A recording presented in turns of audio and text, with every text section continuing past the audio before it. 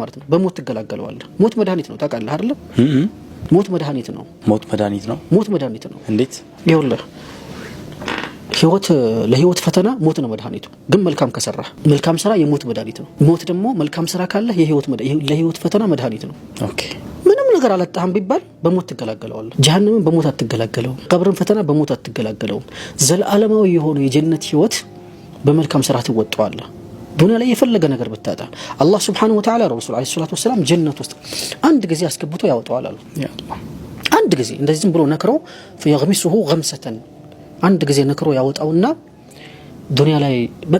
ዱንያ ላይ የተጣቀመ በጣም ጸጋ ያየን ሰው ነው አሉ እንደዛ የሚያደርገው በጣም ጸጋ ያየን ሰው አሁን በዘመናችን ማን ልጠራል ይችላል ቴስላ ምናልባት እሱ ነው አይደለም ቁጥር ኤለን መስክ አይደለም ይመስለኛል አሁን በጣም ጸጋ ያየን ሰው አላህ Subhanahu Wa Ta'ala ጸጋ ያየውን ባሪያውን አውጥቶ ያወጣዋል هل رأيت في الدنيا نعمة قط ይለዋል ዱንያ ላይ እንደው ትንሽ እንኳን ጸጋ አይተሃል ወይ ብሎ አላህ ይጠይቀው لا والله ይላል አላህ አንዴ በዱንያ ላይ ከባድ መከራ ያሳለፈውን ሰው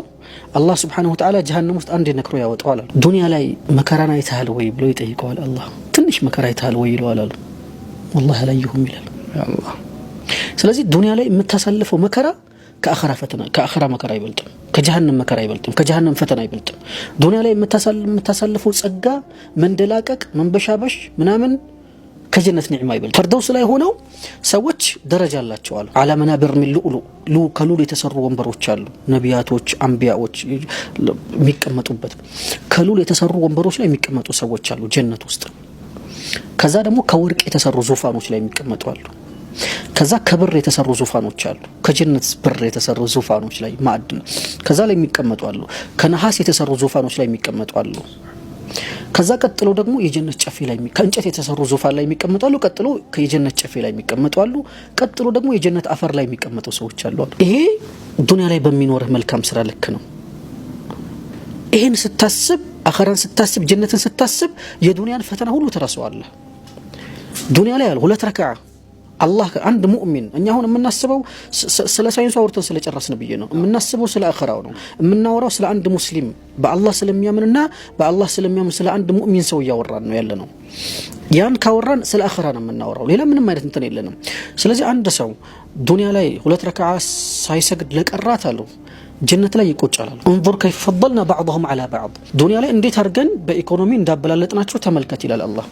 ወለልአኺረቱ አክበሩ ደረጃት ወአክበሩ ተፍዲል አኺራ ላይ በጣም ትልቅ አይነት መበላለጥ አለ ይላል አላህ Subhanahu Wa Ta'ala حتى ዱንያ ላይ ቁጭ ብላ አሁን ጨረቃን ስታያት ወይ ከዋክብቶችን ስታያቸው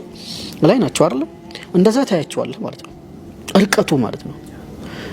ሁለት ረካዓ ባለመስገዱ ምክንያት ይቆጫላሉ ያንን እርቀቱን ሲመለከት ከላይ ያሉትን ሰዎች ደረጃ አንዲት ሁለት ረካዓ ጎላው ወደ ላይ ጀነት ከፍ ለማለት ታች ላይ ሊወርድ ይችላል አንድ ሁለት ረካዓ ጎላው ማለት ነው ስለዚህ አይሽ የሚባለው የአኺራ አይሽ ነው የጀሃነም ሐያት ደግሞ ከዱንያ